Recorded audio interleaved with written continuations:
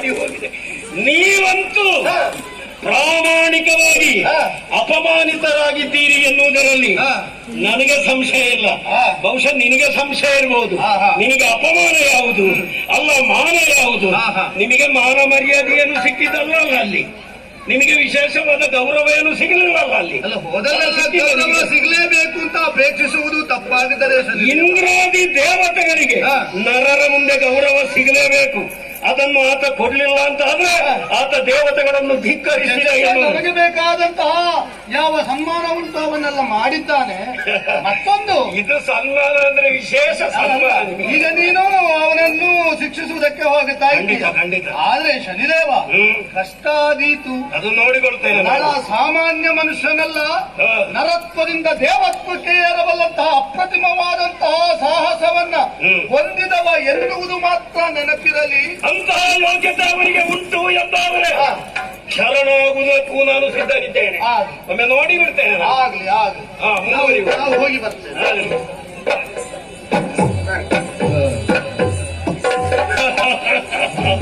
ಸಮಯ ಸಂದರ್ಭವನ್ನು ಕಾಯುತ್ತಾ ಇರ್ತಾರೆ.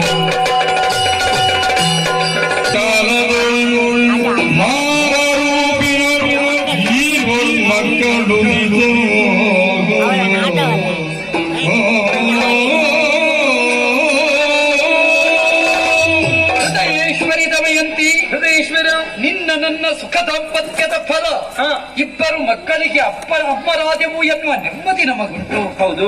ಇಂದ್ರಸೇನೆ ಎಂಬ ಹಾಗೆ ಅವರಿಗೆ ಶುಭನಾಮಕರಣವನ್ನು ಮಾಡಿದವರಿದ್ದೇವೆ. ಸಾಂಸಾರಿಕವಾಗಿ ಸಂತೃಪ್ತಿ ನಮಗುಂಟು. ಆಳ್ವಿಕೆಯಲ್ಲಿಯೂ ನೆಮ್ಮದಿ ಉಂಟು. ವೀರಸೇನ ಸಂಜಾತನ ಬದುಕು ಯಾವತ್ತು ವಿರಸದಿಂದ ಸಾಗದೆ ಸರಸದಿಂದಲೇ ಸಾಗಲಿ ಎಂಬ ಹಾಗೆ ಭಗವಂತನಲ್ಲಿ ಪ್ರಾರ್ಥಿಸುತ್ತೇನೆ. ಆದರೆ ಏನು ಸ್ವಾಮಿ, ಹಿಂದೇಕೋ ಬಹಳಷ್ಟು ಬಳಲಿಕೆ ಆಗಿದೆ. ಹೌದೇ? ಅದರ ವಿಶ್ರಾಂತಿಗಾಗಿ ನಿನ್ನ ಜಂಗೆಯಲ್ಲಿ ಸ್ವಲ್ಪ ಶಿರಬಿಟ್ಟು ಮಲಗಬೇಕು ಅಂತ ಆಶೆ ಆಗಿದೆ. ಒಪ್ಪಿಗೆ ಇದೆ ತಾನೇ? ಹೌದು ಸ್ವಾಮಿ, ಹೀಗೆ ಬನ್ನಿ, ಹೀಗೆ ಬನ್ನಿ.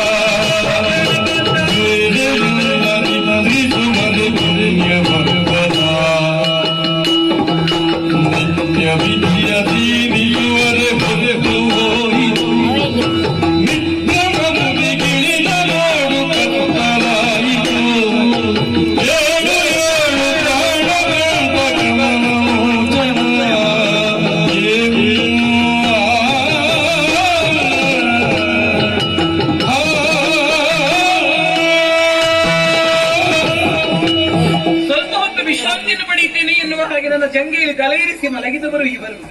ಆದ್ರೆ ಹಿಂದೇಕೋ ಇವರಿಗೆ ಗಾಢವಾದಂತಹ ನಿದ್ದೆ ಆವರಿಸಿ ಬಿಟ್ಟಿದೆಯಲ್ಲ. ಏನು ಆಶ್ಚರ್ಯವಿದು, ಇಷ್ಟು ಸಮಯ ಮಲಗಿದವರು ಇವರಲ್ಲ. ಇವರದಾದ ಸೂರ್ಯಾಸ್ತಮಾನವಾಗುವುದಕ್ಕಾಗಿದ್ದು ಈ ಹೊತ್ತಿನಲ್ಲಿ ಇವರು ಎದ್ದು ನಿತ್ಯ ವಿಧಿಗಳನ್ನೆಲ್ಲ ಪೂರೈಸಬೇಕಾಗಿದೆ. ಇವರು ಯಾಕೆ ಎಚ್ಚೆತ್ತುಕೊಳ್ಳುತ್ತಾ ಇಲ್ಲ? ಸ್ವಾಮಿ, ಪ್ರಭೋ, ಸ್ವಾಮಿ ಹೇಳಿ ಸ್ವಾಮಿ, ಸೂರ್ಯಾಸ್ತಮಾನವಾಗುತ್ತಾ ಇದೆ, ಸಂಧ್ಯಾ ವಂದನೆಗೆ ಹೊತ್ತಾಯಿತು, ನೀವು ಹೇಳಬೇಕಾದಂತಹ ಸಮಯವಿದು. ಯಾಕೆ ಇಂತಹ ಗಾಢ ನಿದ್ದೆ ನಿಮಗೆ ಆವರಿಸಿದೆ? ಹೇಳಿ ಸ್ವಾಮಿ. ಓ ಪ್ರಾಣಕಾಂತ, ಪ್ರಭೋ, ಓ ಪ್ರಭೋ, ಸ್ವಾಮಿ ಹೇಳಿ, ಹೇಳಿ ಸ್ವಾಮಿ, ಹೇಳಿ ಸ್ವಾಮಿ. ಅಯ್ಯೋ ದೇವರೇ, ಎಷ್ಟು ಎಬ್ಬಿಸಿದ್ರು ಇವರು ಎದ್ದೇಳುತ್ತಾ ಇಲ್ಲಲ್ಲ. ಯಾಕೆ ಇಂತಹ ನಿದ್ದೆ ಕಾಡಿ? ಓ, ಬಹುಶಃ ಹೀಗಿರ್ಬೋದು ಏನೋ. ದೇಹಕ್ಕೆ ಆಯಾಸ ಹೆಚ್ಚಾಗಿದೆ ಕಾಣುತ್ತದೆ.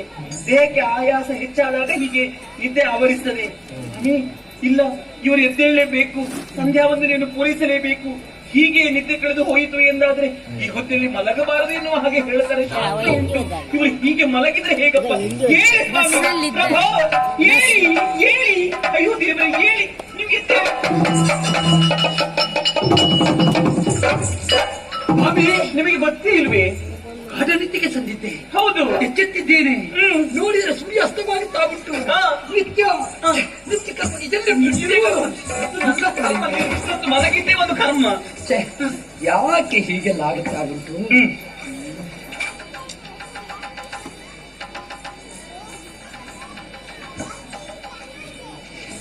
ಅಯ್ಯೋ, ಮನೆ ಕೆಟ್ಟವರ ಹಾಗೆ ಮಾಡ್ತಾ ಇದ್ದೀರಲ್ಲ ನೀವು. ಆಚಮನವನ್ನು ಮಾಡಿದ್ರ? ಹೌದು. ಆ ಶುದ್ಧೋದಕವನ್ನು ನೀವು ಕಾಲಿಗೆ ಹಾಕಿ ಮತ್ತೆ ಕುಡಿಯಲಿಕ್ಕೆ ಉಂಟೆ? ಅಯ್ಯೋ, ನಿಮ್ಮ ಹಿಮ್ಮಡಿ ಒದ್ದೆ ಆಗಲಿಲ್ಲ. ಒದ್ದೆ ಆಗಲಿಲ್ಲ. ಯಾವತ್ತು ನೀವು ಹಿಮ್ಮಡಿ ಒದ್ದೆ ಆಗುತ್ತದೆ, ಇವತ್ತು ಹಾಗಲ್ಲ. ಕೇವಲ ಕಾಲಿಗೆ ನೀರನ್ನು ಸುರಿದಿ. ಉಗುರು ಕಚ್ಚುವುದು ಯಾಕೆ ಸ್ವಾಮಿ? ಉಗುರು, ಅಯ್ಯೋ ದೇವರೇ, ಏನು ವ್ಯತ್ಯಾಸ? ಎಂತದ್ದು ಏನೋ ಒಂದು ಅಪಶಕುನ ಕಾಡುತ್ತಾ ಇದೆ. ಹಾಗೆಲ್ಲ ಮಾಡಬಾರದಂತ ಶಾಸ್ತ್ರ ಹೇಳುತ್ತದೆ. ಉಗುರು ಕಚ್ಚುವುದು, ತಲೆ ತುಳಿಸುತ್ತಾ ಇದ್ದೀರಿ, ಹಿಮ್ಮಡಿ ಒದ್ದೆ ಆಗಲಿಲ್ಲ. ಕಾಲಿಗೆ ಹಾಕಿದಂತಹ ನೀರಲ್ಲಿ ಮತ್ತೆ ತೆಗೆದು ನೀವು ಏನು ಸ್ವಾಮಿ, ಏನಾಗಿದೆ ನಿಮಗೆ ಹೇಳಿ? ಏನು ಆಗಿದೆ? ತಪ್ಪು ಒಳಗೆ ನೋಡು. ಬಾ, ಬಾ, ಬಾ, ಬಾ.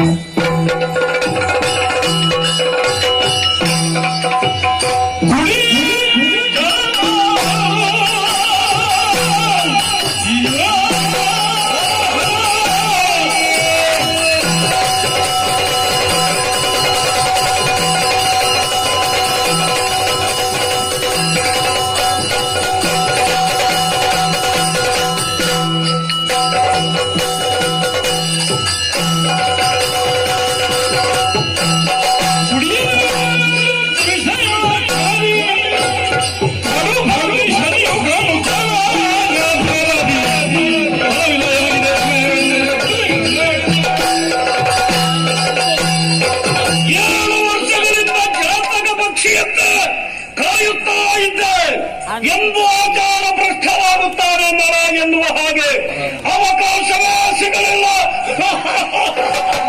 ಆದರೆ ಈಗ ಭ್ರಷ್ಟರಾಗಿದ್ದಾರೆ, ಆಚಾರ ಭ್ರಷ್ಟರಾಗಿದ್ದಾರೆ.